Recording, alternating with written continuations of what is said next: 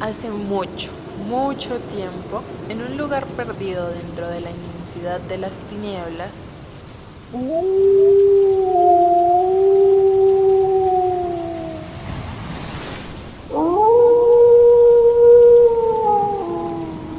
existió una comunidad de monstruos que habitaba en la ciudad perdida de Monstruópolis.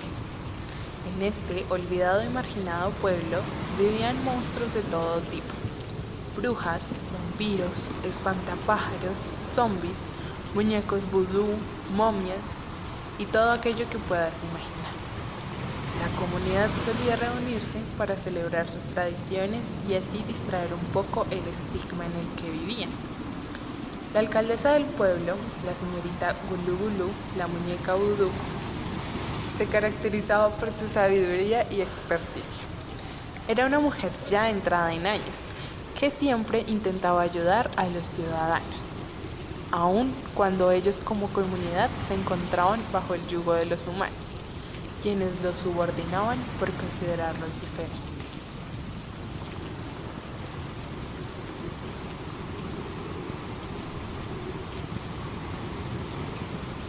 Un día, Lofne, una joven vampira de Monstruópolis, cansada y abrumada de las injusticias que se cometían contra ellos, pensó: debo hacer algo para cambiar esto. Entonces así, Lofne buscó la ayuda de sus familiares y amigos, intentando hacer que estos reaccionaran frente a lo que estaba sucediendo. Por un momento, su mente se detuvo mientras ella recordaba todo lo que habían vivido: desprecio, abandono, desigualdad, represión. Sus padres, en medio de la desesperanza, dijeron a Lofne: nunca será posible cambiar la realidad, y que ella, como los demás monstruos, debía aceptar y adaptarse a lo que vivían día a día, noche a noche, así durante toda la eternidad. Ella, frustrada ante la respuesta que recibió de sus padres, buscó a su amigo Son Virgilio para comentarle la situación y teniendo la esperanza de que él sí podría ayudarla. Cuando llegó a casa de su amigo, este no se encontraba. Su madre la recibió y le dijo que si quería esperar hasta la noche.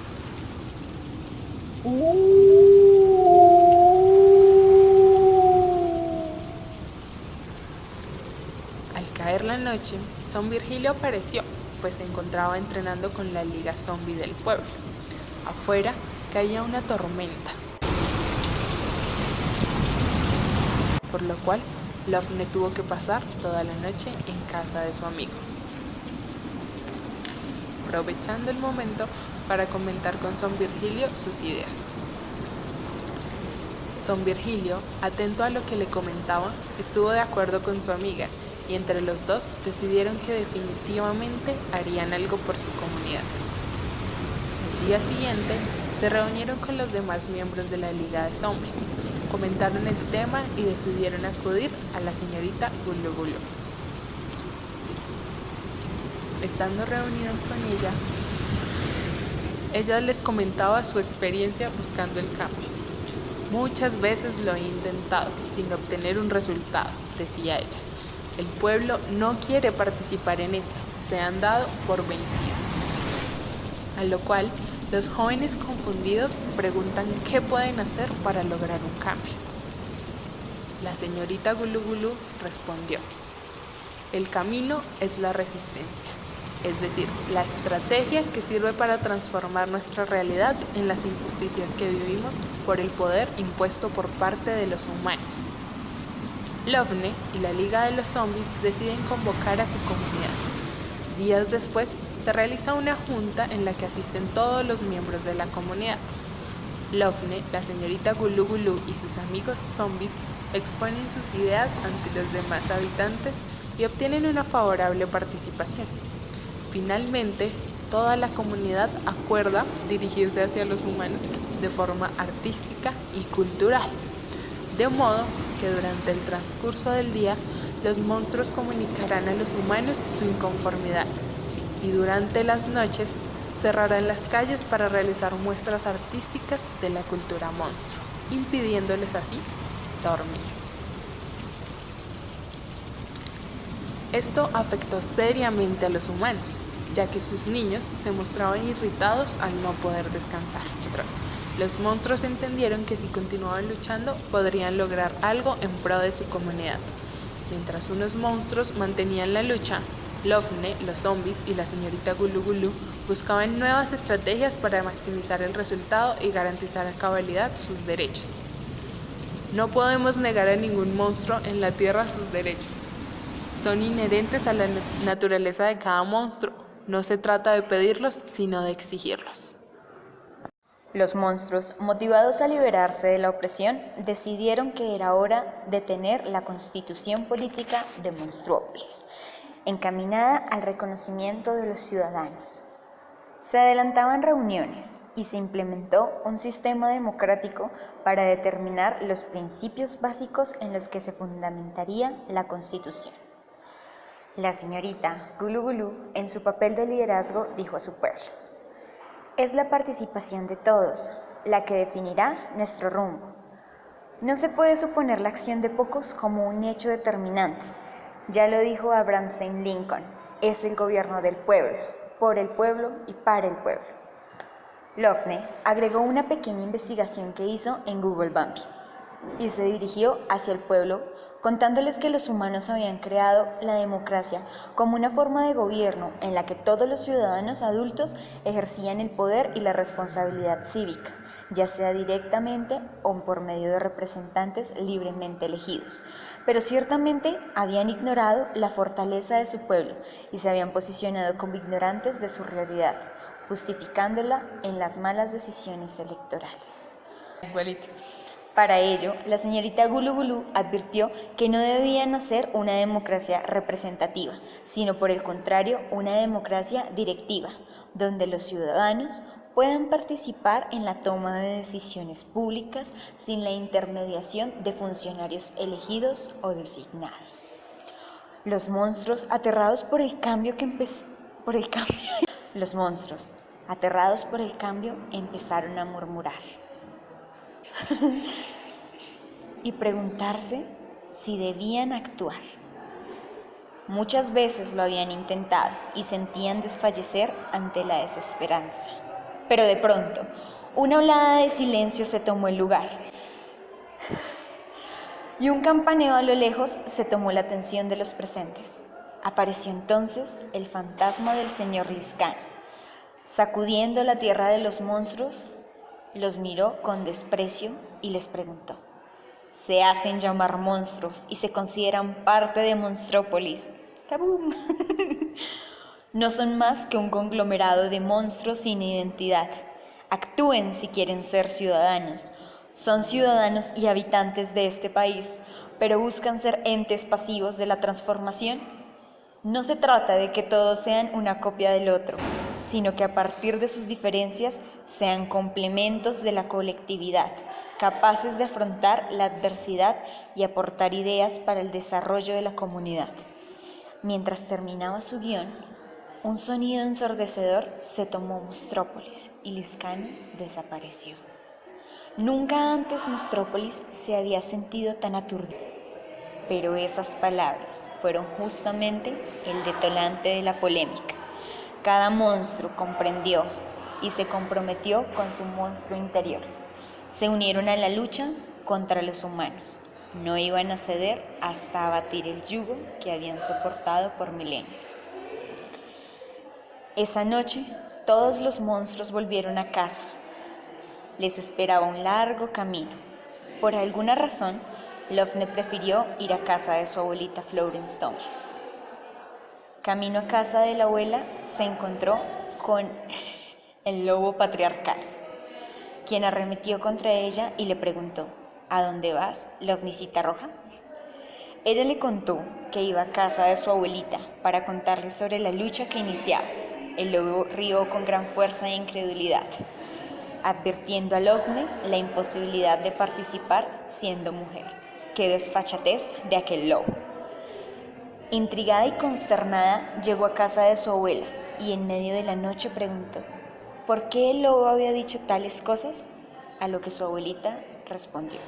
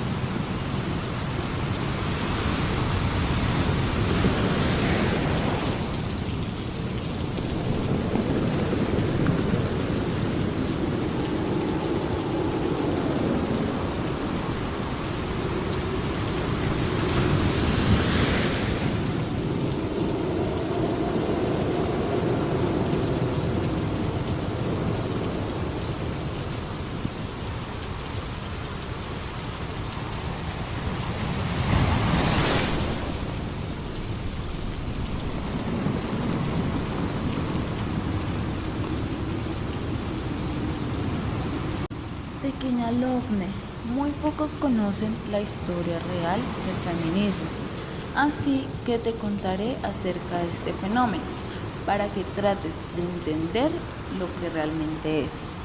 Hace muchos años nuestros ancestros describen esta manifestación como algo espeluznante que defendía a las mujeres, expresando que debían tener los mismos derechos que los hombres. Sin embargo, más adelante llega un espíritu un poco más heterogéneo que lucha por los derechos de las mujeres, combatiendo con antorchas contra el machismo y cuestionando los roles de género. Este fenómeno se convirtió en un conjunto de espectros muy diversos que a lo largo de la historia se dividió en 3 figuras que recorrieron todo el mundo. La primera figura, llamada la ola de los espantapájaros, llegó a Francia, manifestándose después de la Revolución Francesa, apareciendo tras los movimientos pro derechos humanos del hombre y del ciudadano, en donde las mujeres fueron excluidas de estos derechos, como si fueran brujas o cuervos, donde los hombres espantan e incumplen la libertad y la igualdad de los derechos fundamentales. Además, recuerda que condenan y prohíben a las mujeres participar en cualquier actividad política. Eso solo era un derecho para tales espantapájaros. La siguiente ola fue llamada la ola de las sirenas, donde los movimientos sufragistas, como la Unión Nacional de Sociedad por el Sufragio Femenino de Sirenas, quienes lucharon por 20 años por el derecho al voto por medio de la persuasión a través del canto y su belleza. Por otro lado, la Unión Sociopolítica de las Mujeres, fundada por Emmeline Pankhurst, quienes empleaban métodos más violentos como incendios y protestas. Después llegó un mago llamado John Stuart Mill, quien escribió un libro de conjuros para que los espíritus del feminismo tuvieran una Biblia, la cual recorrió todo el mundo, llegando hasta Nueva York, donde se dio el Congreso de la Declaración de Sentimientos y Resoluciones, donde se criticó las privaciones de las mujeres, como por ejemplo no tener ni propiedades ni negocios, en donde las mujeres eran una leyenda sin voz. Sin embargo, después de aparecer un monstruo que creó la Segunda Guerra Mundial, las aldeanas, sirenas, brujas, cuervos, como los llamaban en ese entonces, sacaron fruto de esto, tomando los puestos de la fábrica que dejaban los espantapájaros por irse a la guerra. Desde ese momento fueron más tomadas en cuenta por el Estado del Reino.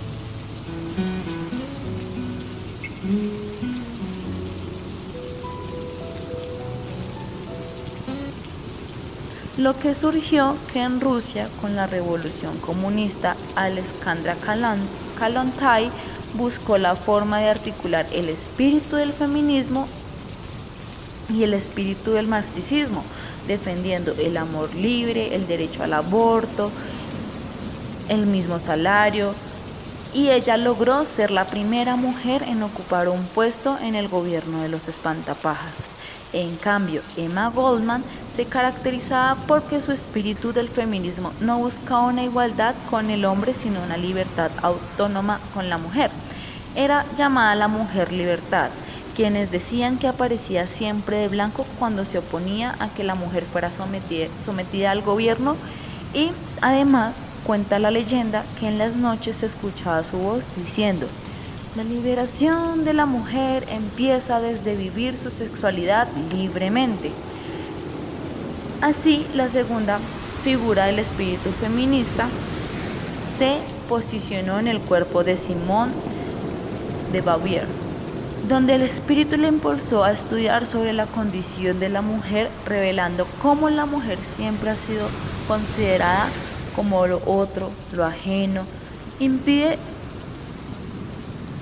que la mujer se asuma a sí misma como sujeto y hace que se identifique con lo que el hombre espera de ella, donde expresa que la condición de la mujer es una construcción sexual,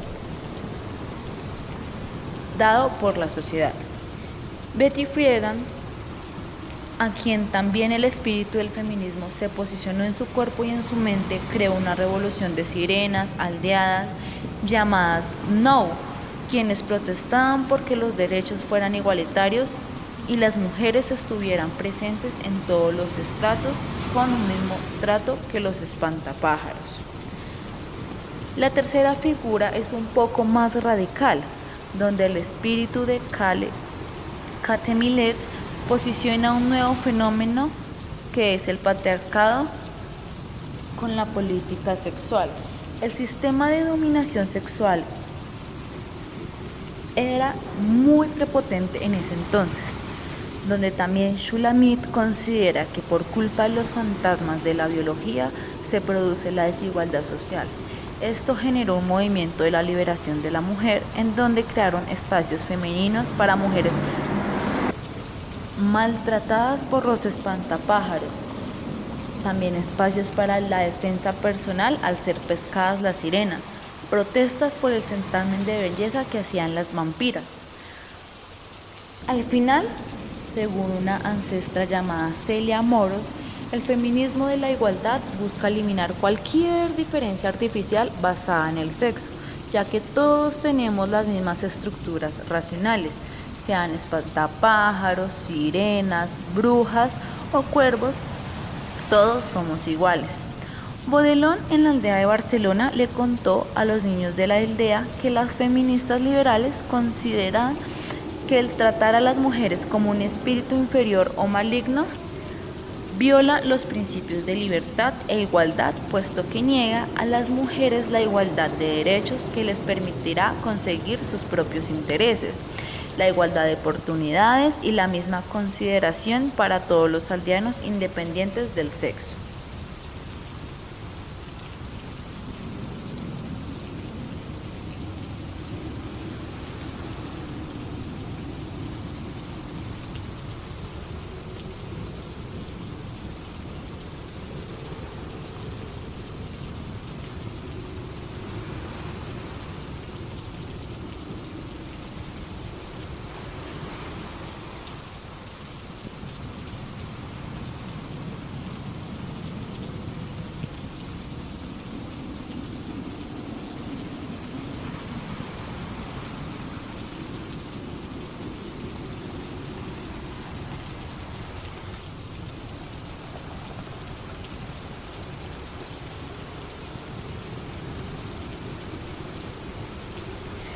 En cambio, la otra máscara del feminismo es la de diferencia, que resalta las sirenas, brujas y vampiresas y degrada a los espantapájaros.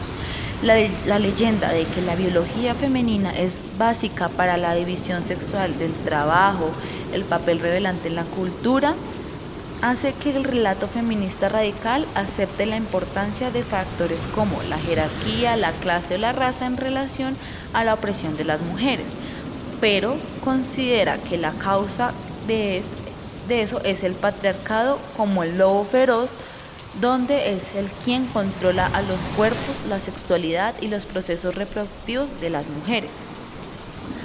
Así que pequeña Lofne, aquí en Colombia este espíritu del feminismo llega en 1957, que funde yo junto con las sirenas, las brujas y las vampiresas de las aldeas populares, ya que en las aldeas más lujosas no quisieron cambiar su ideología y fueron, en este tiempo la mayoría tenían bebés, vampiros, sirenas pequeñas, lo cual me hizo apoderarme aún más de ese espíritu feminista que cada vez se encarnaba más en mi cuerpo.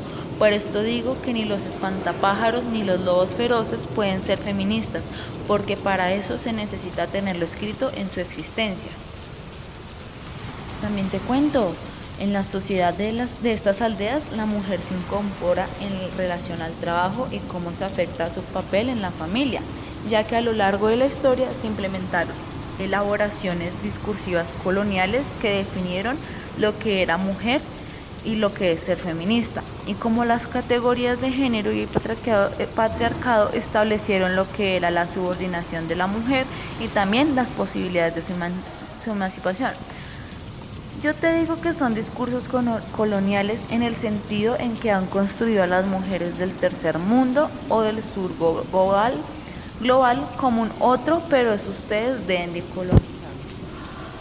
Al salir de casa, Lofne iba preparada para motivar a sus amigos monstruos en la lucha contra los humanos.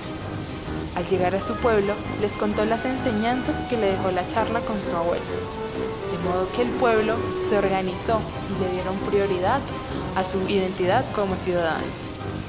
Fue una lucha que tardó muchas lunas, pero finalmente pudieron empoderarse de su realidad y dejar atrás el pasado de represión que habían padecido por milenios.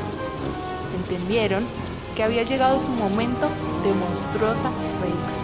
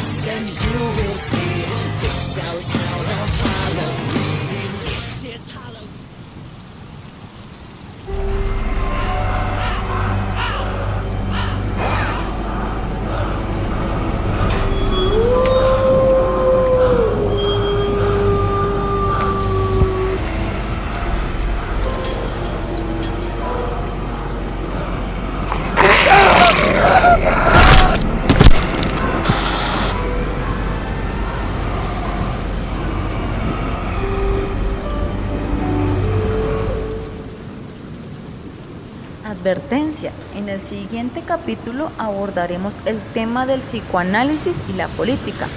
Daremos cuenta del momento en el que el hombre intentó regular las acciones de otros hombres con el objeto de someterlos a su voluntad. ¿Y cuál es el punto de encuentro de ambas disciplinas? Como la explicación social lo dice, los hechos colectivos y el psiquismo individual van muy de la mano, junto con el quehacer político. También narraremos la interpretación del psicoanálisis, de cómo, por qué y para qué actúan los otros, es decir, los ciudadanos, y cómo se utilizan como instrumentos de poder.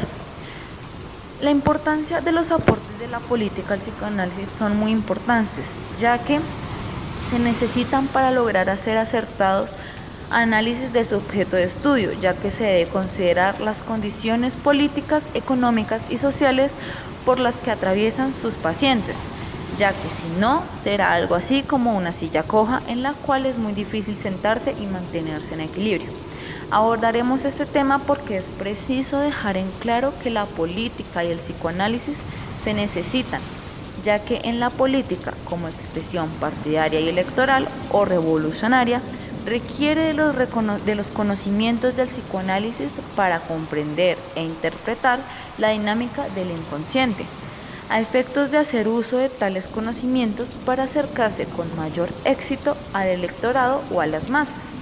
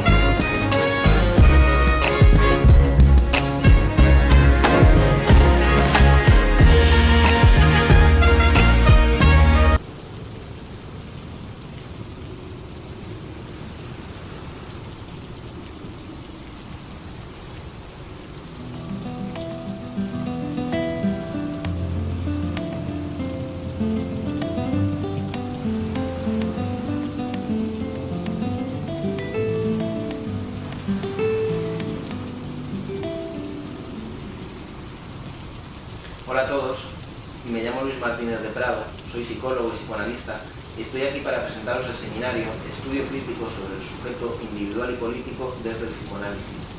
Este curso trata de que podamos pensar el mundo en el que vivimos de una manera diferente. Más allá de la ciencia política, trataremos de pensar en lo subjetivo de cada sujeto y lo estudiaremos después en sus vínculos con el grupo, con la cultura y con la organización político-social. Trataremos de pensar, por ejemplo, en por qué unas personas se someten y otras se rebelan. Lo podemos pensar en un entorno laboral o en un entorno más amplio. ¿Por qué unas personas que fueron sometidas y maltratadas someten y maltratan igual cuando ocupan una posición de poder? ¿Cómo se vincula el ser humano con el poder? ¿Qué discursos y qué mensajes se nos está inculcando desde el sistema capitalista y desde la publicidad? ¿Y qué relación tiene esto con las patologías que sufrimos las personas hoy en día, como la ansiedad, la depresión, el suicidio?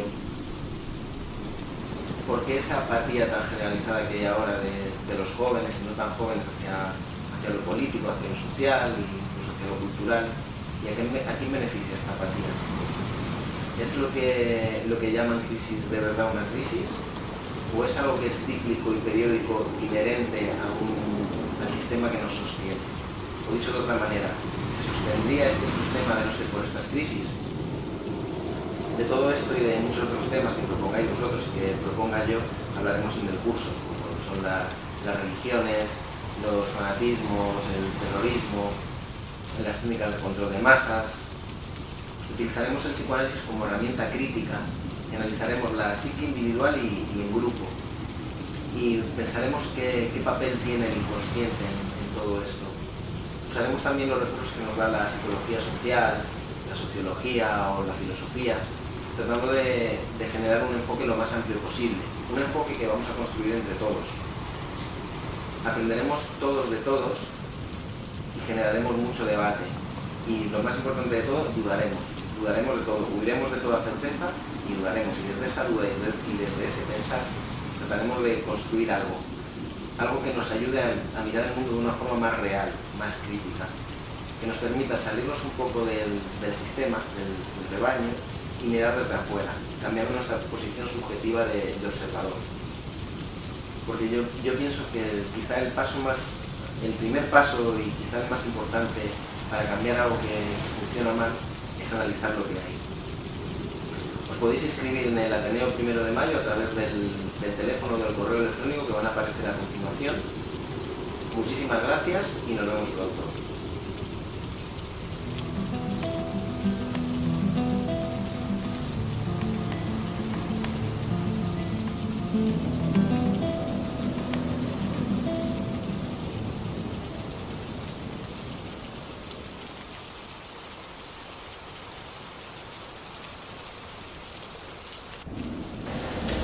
El anterior video fue presentado por María Camila Beltrán Nieves, Yuri Alejandra Quintero Celis, Dixie Daniela Vargas Castañeda. Es presentado para la asignatura de electiva de profesionalización y psicología política. Los temas abordados fueron resistencia, reexistencia, ciudadanía, derechos humanos, feminismo, democracia y psicoanálisis. La estrategia del video, los temas son explicados a través de un cuento de terror, realizando la definición de cada una de las temáticas a abordar, los aspectos importantes y las investigaciones actuales. Se realizó de la siguiente manera.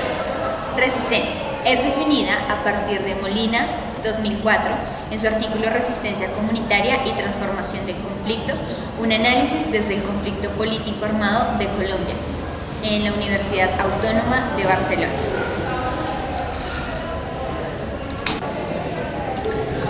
Reexistencia es definida a partir de Albán 2015 en su artículo Poder y Saber, Comida y Tiempo en los valles afroandinos de Patía y Chotamira en Popayán, Universidad del Cauca. Ciudadanía es definida a partir de Liscano 2012, Conceptos de Ciudadano, Ciudadanía y Civismo, Revista Latinoamericana Polis. Feminismo es definido a partir de Bodelón 1998, La igualdad y el movimiento de mujeres, propuestas y metodología para el estudio del género. Amorós 1994, Feminismo, igualdad y diferencia. México, Universidad Nacional Autónoma de México. Lemas 2010, Feminismo no puede ser un porqué las mujeres somos diversas. Aportes a un feminismo negro decolonial desde la experiencia de las mujeres negras del Pacífico colombiano. La manzana de la discordia.